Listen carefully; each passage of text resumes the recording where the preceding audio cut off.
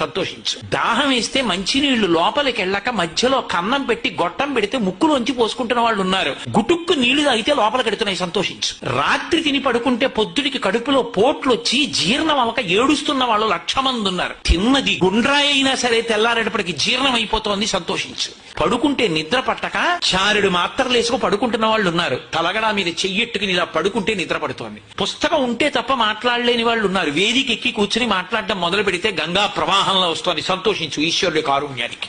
కొంతమంది కూర్చోలేని వాళ్ళు ఉన్నారు, కూర్చుంటున్నావు. నడవలేని వాళ్ళు ఉన్నారు, నడుస్తున్నావు. చూడలేని వాళ్ళు ఉన్నారు, చూస్తున్నావు. వినలేని వాళ్ళు ఉన్నారు, వింటున్నావు. ఈశ్వరుడు నీకు ఇచ్చిన దానికి ప్రతి క్షణం తృప్తితో ఓలలాడిపోవాలి. ఎన్ని మాటలు కృతజ్ఞత చెప్తావు? అది మానేసి ఎప్పుడు ఏదో పోయిన దాన్ని తలుచుకుని ఏడవడం కాదు, వచ్చేదాన్ని ఊహించుకుని అలా జరిగితే బాగుండని కనుబొమలు ఎగరేయడం కాదు.